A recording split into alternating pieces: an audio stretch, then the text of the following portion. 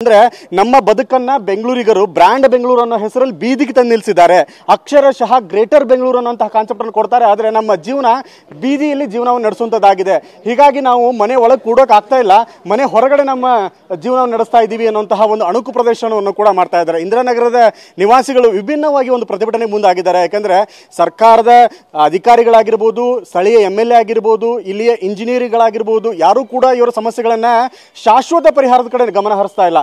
ಕೇವಲ ಕಾಟಾಚಾರದ ತಾತ್ಕಾಲಿಕ ಸಮಸ್ಯೆಗಳನ್ನ ಮಾತ್ರ ಪರಿಹಾರ ಮಾಡ್ಕೊಡ್ತಾರೆ, ಬರ್ತಾರೆ, ನೀರನ್ನು ಹೊರಹಾಕೋ ಪ್ರಯತ್ನ ಮಾಡ್ತಾರೆ. ಆದ್ರೆ ಪ್ರತಿ ಬಾರಿ ಮಳೆ ಬಂದ್ರೆ ಇದೇ ಗೋಳು ಇವ್ರದ್ದು. ಹೀಗಾಗಿ ಇವತ್ತು ಸರ್ಕಾರವನ್ನು ಅಣಿಸುವ ನಿಟ್ಟಿನಲ್ಲಿ ಇವರು ವಿಭಿನ್ನವಾಗಿ ಅಂದ್ರೆ ರಸ್ತೆ ಮೇಲೆ ಏನು ಕೊಳಚೆ ನೀರಿದೆ, ಆ ಕೊಳಚೆ ನೀರಿನ ಮೇಲೇನೆ ಕೂತ್ಕೊಂಡು ಇವತ್ತು ತಮ್ಮ ಸ್ಥಿತಿ ಬೀದಿಗೆ ಬಂದಿದೆ, ಸರ್ಕಾರ ನಮ್ಮನ್ನ ಇವತ್ತು ರಸ್ತೆ ಮೇಲೆ ಕೂಡಿಸಿದ್ದಾರೆ ಅನ್ನೋಂಥದ್ದನ್ನ ಕೂಡ ತೋರಿಸ್ತಾ ಇದ್ದಾರೆ. ಹೀಗಾಗಿ ಸದ್ಯಕ್ಕೆ ಅವರು ರಸ್ತೆ ಮೇಲೆ ಕೂತ್ಕೊಂಡು ಪೇಪರ್ ಓದ್ತಾರೆ, ಇಲ್ಲೇ ಟೀ ಕಾಫಿ ಕುಡಿಯುವಂಥದ್ದು, ಸ್ನಾಕ್ಸ್ ಅನ್ನುವಂಥದ್ದು ಕೂಡ ನಡೀತಾ ಇದೆ. ಮಾತಾಡಿಸ್ತೀನಿ ಅವ್ರನ್ನ. ಅಭಿ ಪಾರ್ಟ್ನರ್ಶಿಪ್ ಫರ್ಮ್ ಸ್ಟಾರ್ಟ್ ಮಾಡಬೇಕಾ ಅಥವಾ ಪ್ರೈವೇಟ್ ಲಿಮಿಟೆಡ್ ಕಂಪನಿ ಸ್ಟಾರ್ಟ್ ಮಾಡಬೇಕಾ? ಕನ್ಫ್ಯೂಷನ್ ಯಾಕೆ? ಒಬ್ಬ ಎಕ್ಸ್ಪರ್ಟ್ ಜೊತೆ ಮಾತಾಡು. ಎಕ್ಸ್ಪರ್ಟಾ? ಎಲ್ಲಿ? ಬಾಸ್ ವಾಲಾ.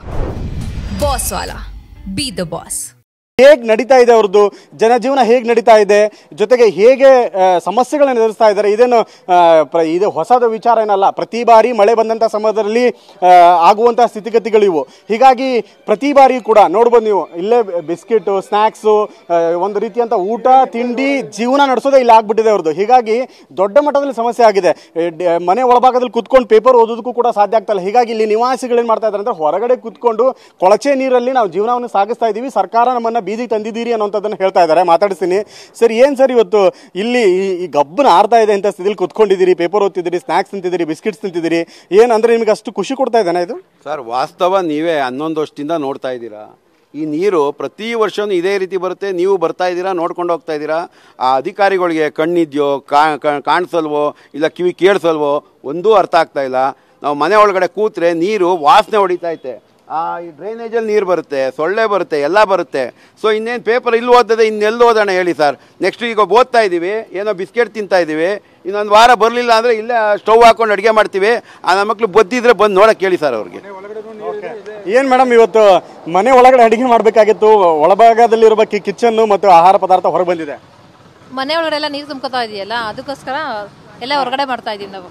ಓಕೆ, ಅಂದ್ರೆ ಪರಿಸ್ಥಿತಿ ನಿಮ್ದು ಇವತ್ತು ಈ ರಸ್ತೆ ಮೇಲೆ ಕಳಿಯಂಗಾಗಿದೆ ಅಂತ 11 ವರ್ಷದಿಂದ ಇದೇ ತರ ಮಾಡ್ತಾ ಇದಾರಲ್ಲ, ಪರಿಸ್ಥಿತಿ ಇದೇ ತರಾನೇ ಬರ್ತಾ ಇದೆ ನಮ್ಗೆ. ಓಕೆ, ಹೊರಗಡೆ ಬಂದು ನಾವು ತಿನ್ಬೇಕು ಆ ತರ ಬರ್ತಾ ಇದೆ. ಈಗ ಮನೆ ಒಳಗಡೆ ನೀರು ಬರ್ತಾ ಇದೆ. ಈ ಟ್ಯಾಂಕ್ ನೀರೆಲ್ಲ ಒಳಗಡೆ, ಈಗ ಗಲೀಜ್ ನೀರೆಲ್ಲ ಟ್ಯಾಂಕಿ ಒಳಗಡೆ ಬರ್ತಾ ಇದೆ. ಅದರಿಂದ ನಾವು ಅಲ್ಲಿ ಅಡುಗೆ ಮಾಡೋಕ್ಕಾಗಲ್ಲ. ಈಗ ಹೊರಗಡೆ ಬಂದು ಸ್ನಾಕ್ ತಗೊಂಡು ತಿನ್ಬೇಕಾಗಿದೆ. ಆ ತರ ಬರ್ತಾ ಇದೆ ಪರಿಸ್ಥಿತಿ ನಮ್ದು. ಮನೆಯಲ್ಲಿರೋ ಮಕ್ಕಳ ಪರಿಸ್ಥಿತಿ ಹೇಗೆ?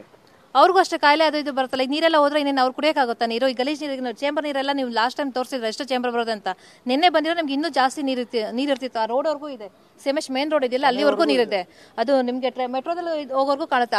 ಆ ಥರ ನೀರಿತ್ತು ನೆನ್ನೆ. ನೀವು ಇವತ್ತು ಬಂದಿದ್ದೀರಾ, ನೆನ್ನೆ ಬರಬೇಕಾಗಿತ್ತು ನೀವು. ಎಲ್ಲ ಮಕ್ಳುಗಳಿಗೆ ಚಿಕ್ಕ ಚಿಕ್ಕ ಮಕ್ಕಳು ಇದ್ದಾರೆ, ಅವ್ರಗಳಿಗೂ ನೀರು ಕಾಯಿಲೆಗಳು ಬರ್ತಾ ಇದೆ ಇವಾಗ, ಇದು ಮೋರಿ ನೀರು ಕುಡಿದ್ಬಿಟ್ಟು.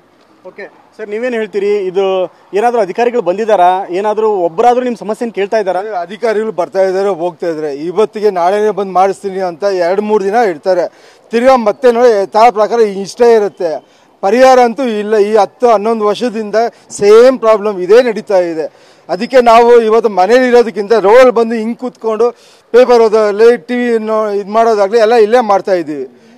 ಮತ್ತು ಮಕ್ಕಳು